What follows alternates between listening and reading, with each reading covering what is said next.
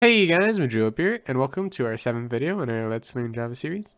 And today we're going to be talking about methods. Now, I gave you guys an introduction to methods in the last video, but that's not the full story here, because I only gave you like an intro through the scanner methods. We're going to be making our own methods, right? So let's declare a method, right? So I'm going to go actually above public static void main. I like putting things above it. I'm going to make a method. I'm going to make method that prints out hello, right? And let's make a public void. I'm gonna call it hello. Yeah, let's do that. Hello, and then I'm gonna put brackets. Now this is now a method. Name is hello. It is public, which means everybody can see it. We don't really need it to be public, but I'm just gonna put it as public for now. The other option would be private, which would work just as well for our uses. This will just leave it as private. Void, because this is a method and not a function, we're not going to give any information back. Okay, and then we got our name, and our name is hello. Now here, we can put parameters to use this function, but this function is going to require no parameters, so we're not going to put anything there. Now what I want this to do is I want it to say system out that print line. Oh geez. Hello. That's all I wanted to do. Now, I can come down here. I'm just going to comment this out. 2 slashes. Not going to be using the scanner, but I don't want to get rid of the import. I want to say hello. Right? So what this is going to do is it is going to call this method hello. Right? Now if I save, I go to my compiler. Oh, hello. Non-static method. Okay, we have a problem. So the problem here we have is this is static, and this is not static. This has to be static. In order for a static method to interact with another method, it has to be static. Now we can get around that, but that's through constructors. We're not doing constructors just yet. So we have our static void main, our static void hello. All right, we'll compile it again, and it works, and we run, and it says hello, just like we wanted. And we can call this, multiple times. Hello again. All right, we compile it, we run it, and we get 2 hellos. Looks perfectly fine, right? So, what if we wanted to actually do something, right? Leave our hello. I want to do a function. Function will actually return something. So I'm going to make a private static, and now I want to get back a int. What am I going to do? I'm going to do an add. So we're going to say add, right? I want to add 2 numbers together. Well, how would I give my add method 2 items? Well, that's going to go into our parameters right here. I'm going to give it 2 integers. Say int number 1 with a comma. I'm going to say int number 2. Those are my 2 numbers. Okay? And then what I'm going to do is I'm going to return number 1 plus number 2. So what this is going to do is it's going to take the number 1 and our number 2 that we give it, going to add them together, and then it's going to return it to where we called it. Okay? So I'm going to say system.out print line.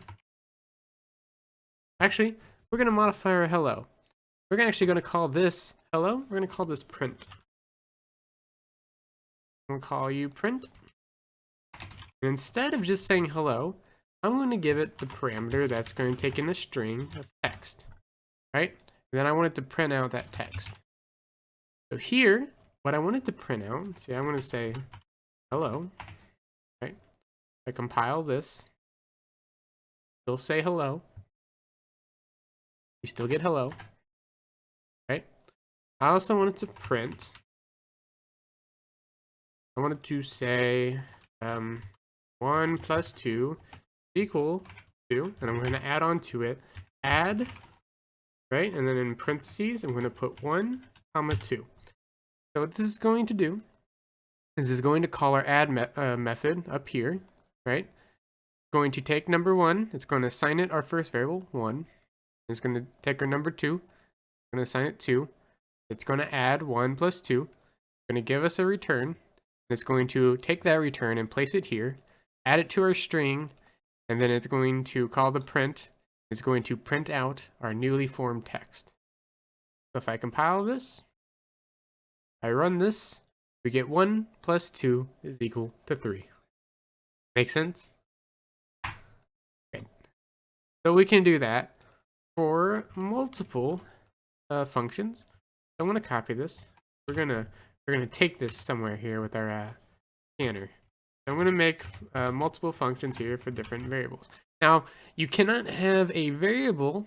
Cannot have a method with the same name. This would not compile. If I try to compile this, it would yell at me saying, "Hey, these adds are all named the same thing." Can't do that. What you can do though is say I have an add here, and instead I have different parameters. These two methods are different. Even though they have the same name, they have different parameters. They are therefore different. But I'm actually going to rename this to sub mul and divide. So now we have 4 methods: add, sub, mul, and divide, and change them respectively to subtraction, multiplication, and division. Okay? File. Okay, that. So now I have a bunch of nice methods here, functions for inputting. So I'm going to take our input back. What I'm going to do is I'm going to say system.out.println enter number, let's say first number. I'm actually going to call this print, not print line, because I want it to stay on the same line. And what I'm going to do is I'm going to take int for num1 is equal to input.next int. And I'm going to do the same thing. Just going to copy and paste this. I'm going to say enter second number. And then we're going to store a second number. Same thing. All right, now we want to determine, are we going to add, multiply, divide these? So I'm going to say system.out.print. And I'm going to say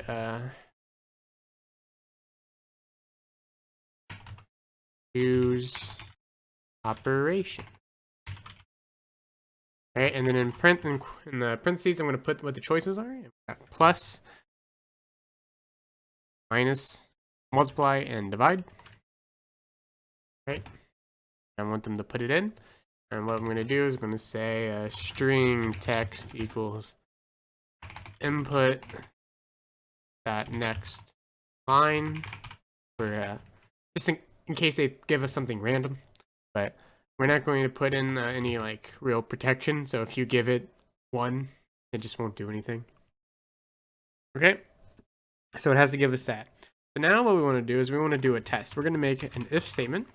I'm going to say if text dot, now we could say is equal to plus. Now this doesn't work. Now this actually does something entirely different. So when you say text is equal to this, you're not actually checking to see if text is equal to plus. What you're actually looking at is this is actually the memory location of the string. And you're checking to see if this memory location is the same as this memory location, which it's not. So what we have to do is we have to use a method that's part of string, right? We bring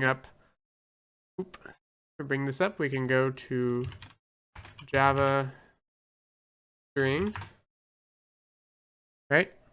And there is, we're going to use equals, which is around here somewhere, to string value of trim, equal. That E, there it is, equals. And what we can do is we can give it a string, and it'll tell us if the strings are equal to each other, right? So I'm going to say text dot equals. In order to access the methods, we have to say dot, and I'm going to say plus. Right? What do we want to do? Well, I'm going to print, right? I'm going to say num1 plus, plus, plus. So what I did there is I'm going to make this all into one big string here. I want it to tell us our numbers again. Plus equals, right? Got to add all these little things to it. And then we're going to add on our add num1, comma, num2. Right? So this is going to make one big string where all these are nice and put together. Now what I'm going to do here is I'm going to do an else. Now I'm going to have this as an else if I'm going to grab that, do that, grab this, do it 2 more times, because I want to have all plus, minus, multiply, and divide. Add a space there. You need a space after the else if. Let's do plus, minus, multiply, divide, and we're going to change this properly. So this should be minus, multiply, divide, and we're going to change our methods here to sub, mul, and div. Right? So now we're going to put this all together. We're going to save it. We're going to execute our code. Now we got to compile it. No problems. We'll run it. Now we got to enter our first number. It was 5. Second number 10. Oh, we have a problem here. So the problem is it does not keep going here with our next line. It doesn't like this. So, then next line. Let's do next. For some reason, it is holding on to something. Scanner can be a bit tricky because it reads in bytes and is not the most easy thing to use. So I'm going to say that. It seems like there's information being left inside of it, so it's not actually executing. So let's compile it, run it. 5, 10.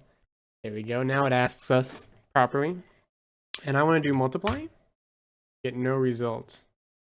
So what is our string here? So now we're going to do a little bit of debugging. So a handy thing to debug is if we can do print, right? I'm going to print out what is our text. What is it saying is text, right? What is it saying? Compile it. Let's run it. 5, 10, multiply. Well, our text is equal to nothing. It printed out nothing. We got a problem here. What is our problem? Input that next. Oh, we also have a problem here of input. This is not exactly super important, but it is to know is our input has to be closed. That is important to remember for scanner. Unless you'll get a memory leak if you don't close it. By closing it, shuts it off. But this should work, and we're getting a problem. And I think the problem is we're using print, not print line. So I'm going to just say print line here. And let's see if this actually changes it. Now it's not going to look as fancy. It's going to go down here. We keep getting no option.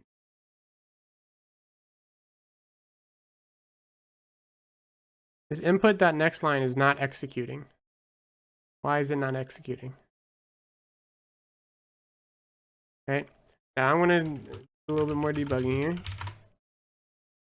Scanner. I'm pulling up the scanner here on the side screen. Right. Our next line should return a string. It does. Right. Advances the scanner past the current line and returns the input that was skipped. The method returns current next line. All right. Let's use next. Instead of next line, we're going to use next. That might be our problem. Next line appears to skip. Compile it. We'll run it. First number is 1, 5. Multiply. 1 times 5 is 5. There we go. That was our problem, was next line. Next line was skipping over too much. So sometimes with it, you got to fiddle with it. So now, since we get rid of the print line, it should work as intended, where we can say 485, 24, and I want to do multiply.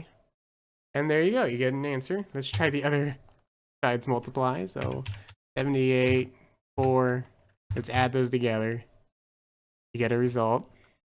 Do it again. 9, 6. That's a bad one to do divide because we get 1 because we're using integers. We're not using fractions. So if I use a big number divided by a smaller number, divide it, we get a better number. But once again, this is actually this should have decimal places, but we don't because it's an integer. Now we can change it, right? So this divide, we can change this divide to be a float. So what we would have to do is come in here to divide. I'm going to return a float. And I'm going to make one of the numbers a float. Might as well make both of them a float, right? So let's make them floats. And if we compile it, we run it, we'll get 84, 54, divide, and we get our decimal result. Perfect. Just like we wanted. So, ended up making a program. Wasn't exactly the intention of this video. The font is getting a little bit too big here for our needs. Let's shrink it down a little bit, get more text on screen.